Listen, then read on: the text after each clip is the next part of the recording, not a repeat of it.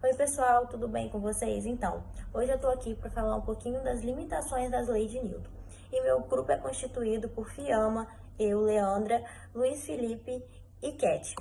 Bom, hoje eu vou estar dando uma introduçãozinha sobre quem foi Isaac Newton. Bom, ele foi um físico matemático, um astrônomo e um filósofo inglês.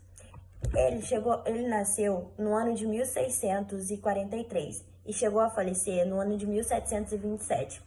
Ele foi amplamente reconhecido como uma das figuras mais influenciadas na história da ciência. E também teve várias contribuições significativas para, para as áreas do conhecimento. E outra, suas obras tiveram um grande impacto duradouro na ciência da física e da matemática. Então, agora eu vou falar da limitação das leis de Newton em relação à velocidade da luz, porque o que acontece? As leis de Newton, elas são muito perfeitas para ser usadas no nosso cotidiano aqui na Terra, mas ela tem suas limitações, como é o caso da velocidade da luz, né? As fórmulas dele, as equações, são muito simples em relação à velocidade da luz. E aí Einstein veio com a teoria da relatividade, né? E nela ele explicou que a física ela é a mesma em qualquer ponto do universo, que a velocidade da luz em qualquer ponto também, se qualquer meio de medi-la vai ser sempre a mesma velocidade da luz, né? E que a massa e a energia são a mesma coisa. Então, quando a gente aumenta a energia de um objeto, a massa dele também vai aumentar. Só que na Terra, por exemplo, um carro acelerando numa pista, a massa dele vai aumentar porque ele vai ganhar energia, mas não é uma coisa visível. Agora, quando a gente joga isso para um objeto em relação à velocidade da luz, ou próximo à velocidade da luz, se torna uma coisa visível.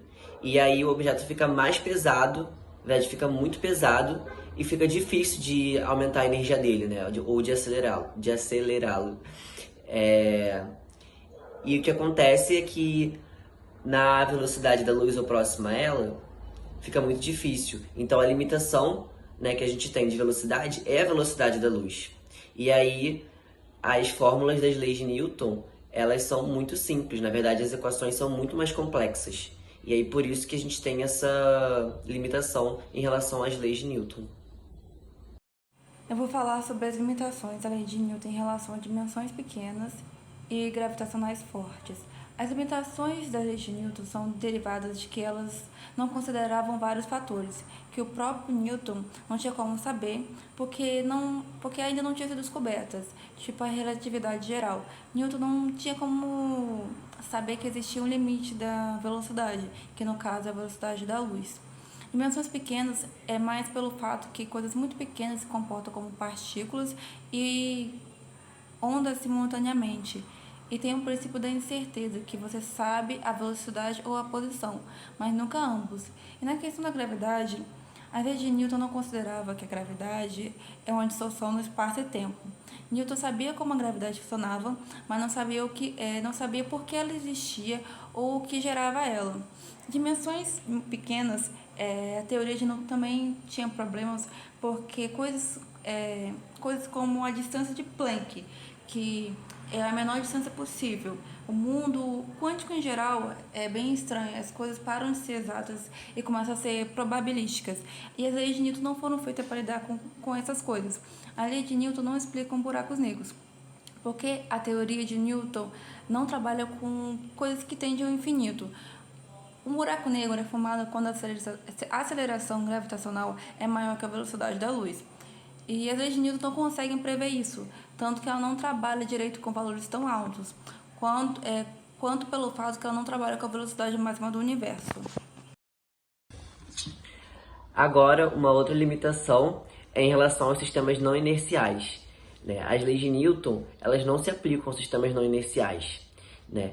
E aí tem essa dificuldade porque, né, Newton explica nas suas leis que tem essa questão da ação e da reação, de uma força anular a outra. Porém, quando a gente pega, por exemplo, um sistema giratório, a gente tem então a força centrífuga. E aí, com a força centrífuga, né, ela não tem uma outra força que vai criar a reação, só se torna a ação. E aí, essa força centrífuga, ela só existe no sistema não inercial. E aí, como não tem essa questão da reação, Newton não consegue explicar isso, porque nas leis dele sempre tem uma ação e uma reação. E nesse exemplo de um sistema giratório, a força centrífuga não recebe uma reação de nenhuma outra força. E aí, isso é uma outra limitação dele por conta disso. Não tem como explicar, pelas leis dele, essa questão de uma força como a centrífuga que tem uma ação e não tem uma reação. Podemos destacar também um ponto importante sobre as limitações da lei de Newton, que ele não leva em consideração alguns tipos de forças, as forças dissipativas, como a resistência do ar e a força de atrito. Essas forças, elas são significativamente importantes no nosso dia a dia, porque se não existisse a resistência do ar atuando, por exemplo, sobre um carinha que pula de parapente, certamente ele chegaria ao solo com uma velocidade altíssima e não iria conseguir parar. E também a força de atrito. A força de atrito, ela retarda o movimento de alguns corpos. Por exemplo, um carro se movendo, ele está sujeito a uma força de atrito contrária, agindo sobre ele, retardando assim o seu movimento. Como vocês viram ao longo do vídeo, Einstein foi muito citado e eu gostaria de dizer o porquê que ele influenciou nas teorias de Newton. Bom, Albert Einstein, ele influenciou e expandiu as teorias de Newton, especialmente em que diz na descrição do movimento, da gravidade e o comportamento da luz em momentos específicos. Podemos também explorar que algumas das maneiras pelas quais Einstein influenciou e modificou as ideias estabelecidas por Newton, onde várias ideias que Newton criou, fórmulas que Newton criou, a gente hoje em dia precisa das fórmulas que Newton acaba influenciando. É onde Einstein influencia na maior parte do momento com Newton. Ele acaba complementando tudo aquilo que Newton veio a dizer pra gente, veio a colocar para nós. E para concluir o nosso trabalho, eu gostaria de falar um pouco mais sobre Newton. Bom, ele muitas das vezes foi considerado um dos maiores cientistas da história, e sua obra continua a ser celebrada até os dias de hoje. Suas abordagens, elas são científicas e rigorosas e são descobertas que revolucionaram a compreensão do mundo físico e influenciou também nas gerações da matemática. Bom, como podemos concluir, ele teve grande influência, maior, porque a cada momento que se passa, tudo que ele trouxe para nós vira um estudo científico, se transforma em algo novo a facilitar cada vez mais o mundo de hoje.